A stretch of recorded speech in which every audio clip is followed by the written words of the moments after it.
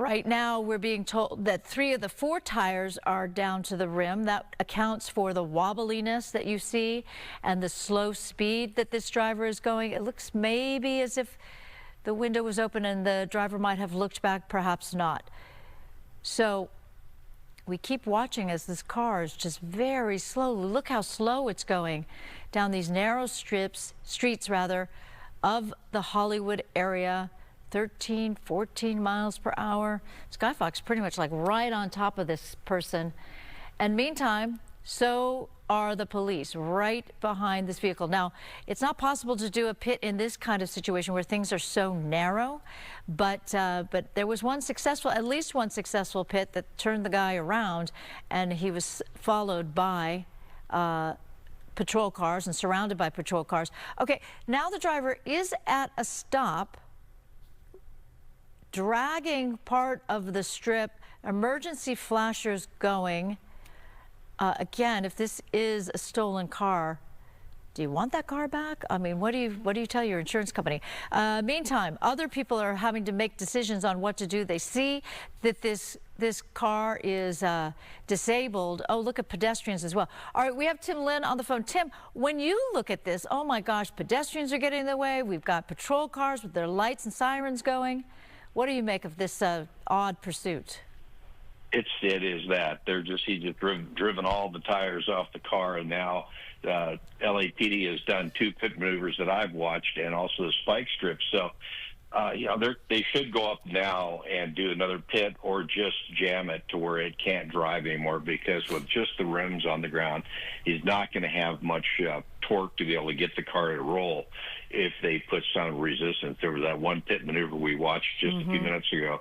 The jam car didn't come in and get in front of it to stop it. So there's some things they could do right now with this, because if it keeps going around, people in the area here in Franklin and Western area in Hollywood, it's somebody's going to get hurt. So they need to get out here and be a little more aggressive and a little more proactive with this. But we'll have to see what they do. But yeah, this car is just completely destroyed by this suspect who has stolen it. Right, and the longer that the driver drives on those destroyed wheels, the worse the situation is going to be. But meantime, I mean, I guess the good news is this is a really slow pursuit, and it does seem as if it's just a matter of time before this driver cannot go any farther with the car in this kind of condition. So we saw at least 3 patrol cars following behind, but as you said, it was sort of odd that that patrol car did almost like a perfect pit. It spun the car around to the opposite direction, just as it's supposed to do. But then there were 2 cars in front of the vehicle, and then this car just made like a left-hand turn or something like that to get out of the way. Meantime, it's believed that all 4 tires now are burst. All 4 tires are down. So this driver is just driving on the rims. And here we go with the LAPD right behind. Yeah, you can see it still has rubber on the rims, and that's why it's still able to move. Now, if we were at any kind of speed, that rubber would come off. They would be on straight rims, and that's where you would see the sparks, and then those rims would grind down to the point to where the car was undrivable. But by going slow like this, it's keeping some of that rubber on. But like I said, I don't know LAPD's policy about stopping a vehicle, because some departments have a policy. If the vehicle is not moving, look at this, look at this, look at this. Another pit, Tim. Okay, now you got to like jam him. You got to keep him in place. Oh, look, he's so persistent. He is trying to get up on that curb in order to get away, but there really is nowhere to go. And that car does not have enough power to power it onto whatever that is, the side of the road there. So now the car is stopped. Now the orders will be yelled at the driver to open the door and raise his arms. But in the meantime, right now anyway, do we see that the door is open? Yeah, the driver's side door is open. Presumably he or she is the only person inside the car, just one person inside the car, as we see how many law enforcement cars, black and whites, are surrounding now this driver.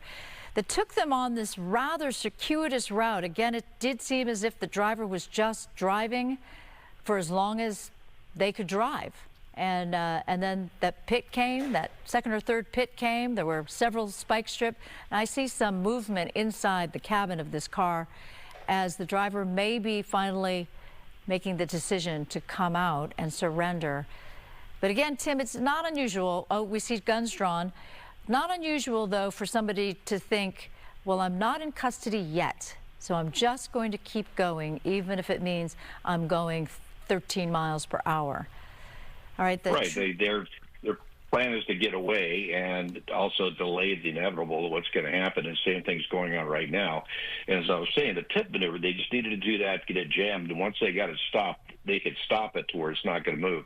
Now you're going to be in a standoff to where they're going to hold back and let the driver make the decision to get out of the car and give up. But if we've watched before, they can go into a mode where they just sit there and argue with the officers and do not follow instructions and things of that sort. So what they'll do is they'll keep trying to verbally get the person to give up, and then at some point it will turn into where they may use less lethal to knock out the window, so where they can see a little better, and then introduce some type of chemical agent to get them to get out of the car. Now, it's difficult for us to see because of the where the tree is, but Skyfox is trying to make its way around where you can better see that the driver's side door is open. We're told that there is some sign that the driver is trying to surrender, arms up, out of this car. Look at all of those police cars. And again, this tree is sort of getting in our way, so we can't quite see what else is going on as we watch Skyfox kind of try to get a slightly different perspective. But yeah, that would be good news for that suspect, wouldn't it, Tim? It'd be better news for the suspect if the driver follows the instructions that are being yelled to them by police. That's the simplest thing to do, is follow the instructions, do what the officers tell you, and then everything is taken care of peacefully. You end up going to jail, and then this situation is over. But the driver or the suspect is the person who's going to determine how this thing ends at this point, because all that driver has to do is follow the instructions. If they decide not to do that, then the steps of the continuum of force that they use will kick in, as I said, less lethal, knock the window out to where they can introduce that chemical. They may, at some point, I've seen agencies use a canine to go in and subdue the suspect, and then the officers come in and take him out of the car. So it all depends here what they have planned, and then the officers are going to react to the driver. All right, Police Specialist Tim Lin, thank you very much for your perspective. We're going to wrap this up because this pursuit is essentially over. Yeah, there might be some time before the driver is in cuffs, but right now we're going to turn to meteorologist Star Harvey to find out about our weather. Star. Yes, we have some wet weather headed our way as early as tomorrow. And by us, most of that will pan out across the Santa Barbara area. Also, some heat. It will be in place moving into tomorrow as well, our first full day of the fall season. We do have some light showers coming down across portions